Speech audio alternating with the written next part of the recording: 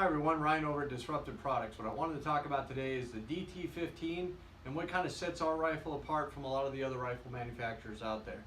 Some of the biggest changes to this gun, or our whole idea behind this gun, was to build a duty gun. And what I mean by that, what I mean by a duty gun is I wanted a gun that shot duty ammo or defensive ammo just as good as most commercial guns shoot .223 ammo. And we spent a lot of time designing gas systems, porthole sizes, messing with buffers and springs, and just trying to figure out the optimum thing for just that. So if you're looking for a suppressed firearm, or if you're looking for something with full power ammo, MK18, your 262 Mod 1, your 77 grain, your 75 grain, any of your critical defense, any of your duty ammo or defense ammo, this is the right gun.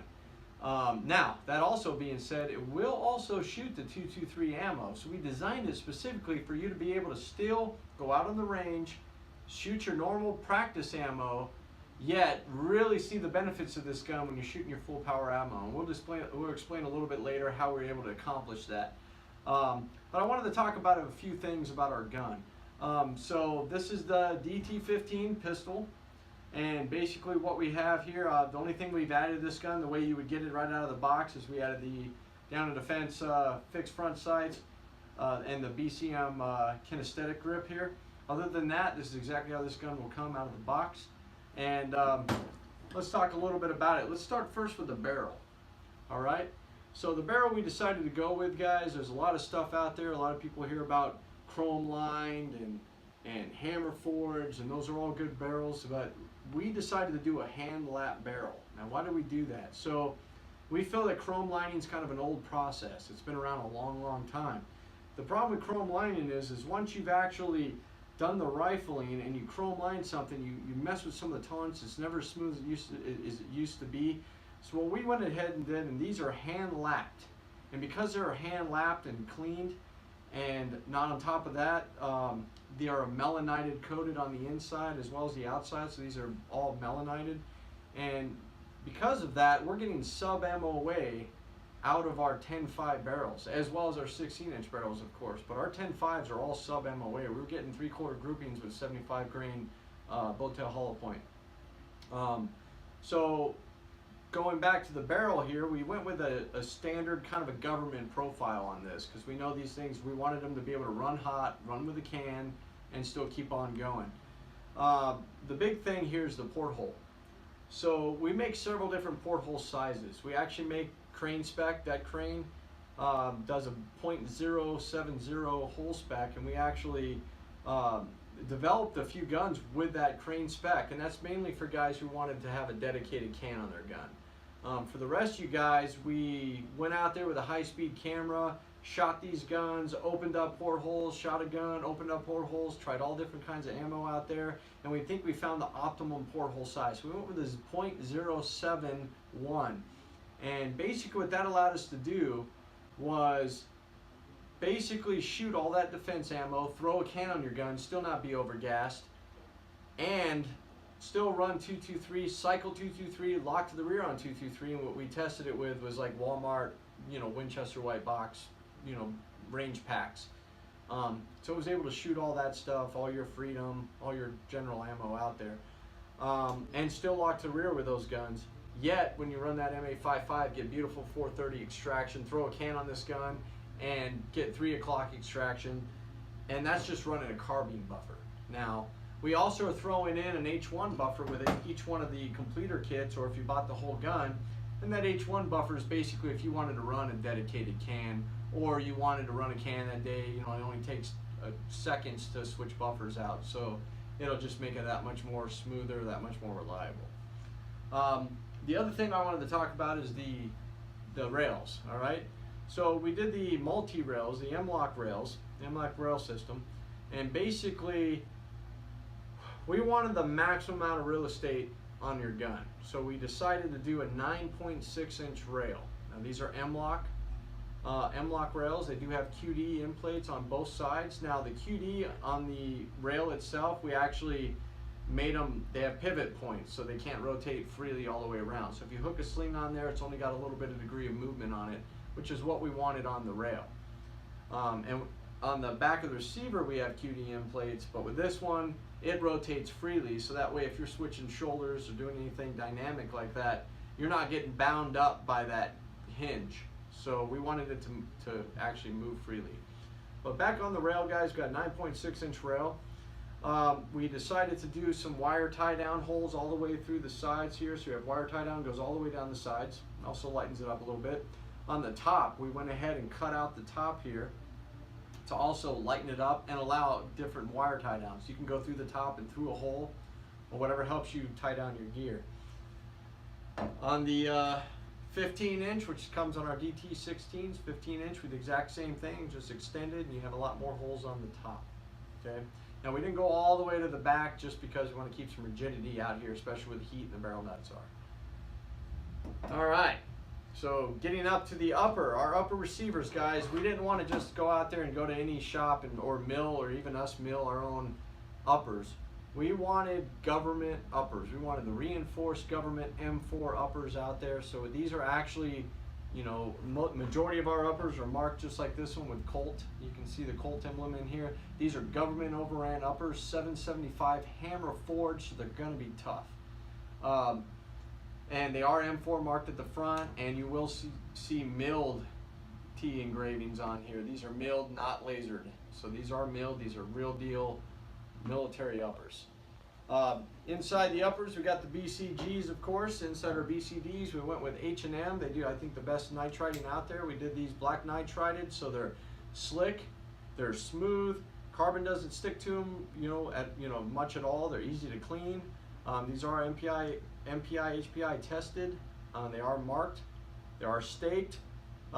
We also added crane O-rings on every one of these, so you do have crane O-rings already installed with them, and cryo springs. All right. These are also full auto rated and full auto capable.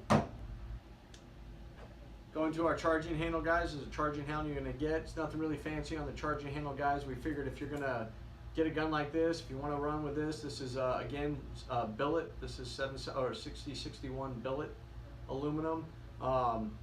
Again, if you wanted to run a can or something, we always suggest like a BCM, your Raptors, or whatever floats your boat on other charging handles. But this will definitely do the job. It is tough, and it'll get the job done. Let's talk about our lowers real fast. Now our lowers, we did some unique things on our lowers. There's a couple things that we really wanted to hit home on the lowers. One of the things we did here is we went ahead and we restricted marked these things. Some of you guys out there remember the Colts, the old Colts, they had the restricted markings on them, as well as I do. Those things are, just because they have this roll mark on them, hey, they just went up $350 in price. We went ahead and added these on here. Granted, these guns are made, these are duty guns, so a lot of our customers are military law enforcement, so we just want to throw that on there, plus it looks cool as shit. Alright, other side, guys, our guns do come with ambi safeties. That's just going to come standard on all guns. They do have the ambi safeties we went ahead and did. They do have the QDM plates. Our buffer tubes are 775 hammer forged. Again, mil-spec buffer tubes. It'll be nice and tight with whatever you decide to put on them. Triggers. So we wanted to address triggers too, because we all wanted, especially for a duty gun, I wanted a good mil-spec trigger. Didn't want to break the bank. But we got a really good mil-spec trigger on here, and what we did was we went ahead and cut an angle on the front of this. This allows you to have less engagement until you get closer to the wall of the trigger pull. And then it's machine ground, machine polished, and the trigger's been stoned. So this trigger is extremely smooth.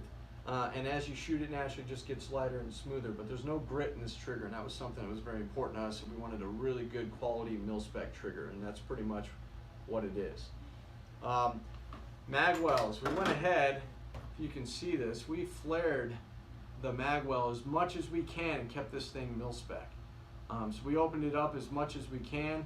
We added, again, 775 billet trigger guard on there. This all comes with it. Another thing, again on the upper, one of the things that we've always hated is the damn C-clamp.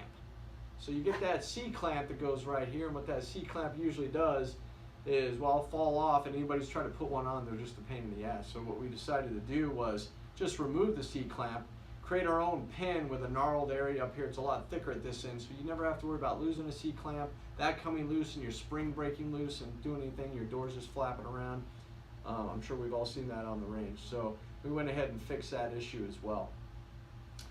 On our lowers, once again, these are actually 45 cut, so there's a divot in here. So if you wanted to use a 45-degree selector, you're welcome to do so.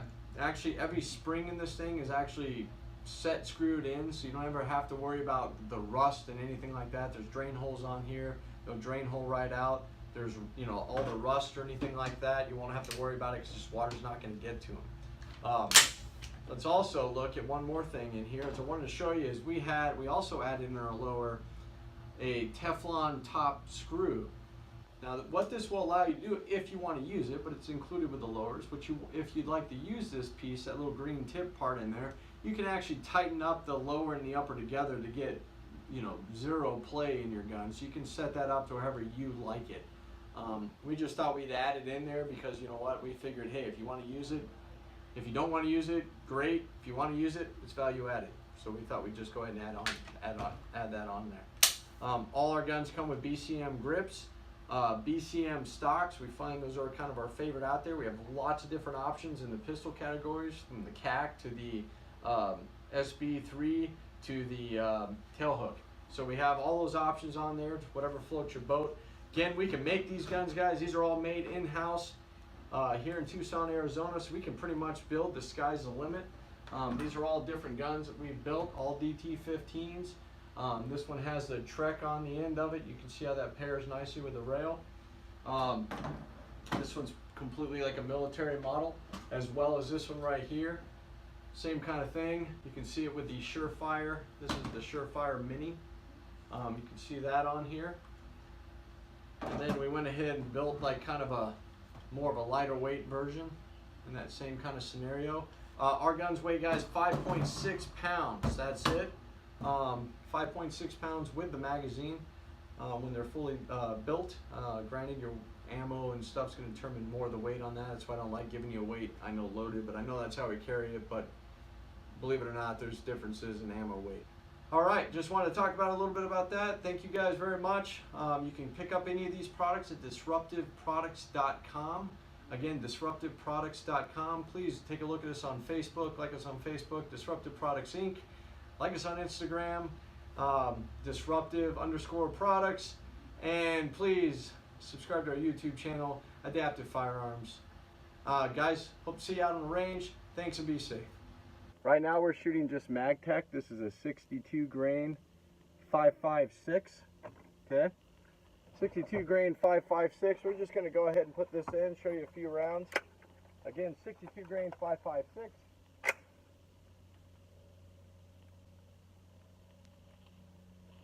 I don't know if you guys can see this, but I've got a beautiful 5 o'clock extraction going on. All right. So one of the other things I want to show you what's great about this kind of a rifle is I've got also an RC Toucan Surefire. So if I do nothing but put this on, do no setting change or anything like that, again, same ammo. I've now got 3 o'clock extraction. So this gun's still not over gassed with even a can. Okay? And again, as smooth as this thing is, it's a pretty smooth gun. I'll get on it a little bit more. Actually, I'll flip it into auto. You guys can see what I mean. It sits pretty flat. Alright, it sits pretty flat. Locks to the rear, does everything it's supposed to do. I'm running a Surefire, just 3-prong flash hider. Again, this is the DT15. It's maiden voyage out on the range. Guys, you can pick yours up at disruptiveproducts.com.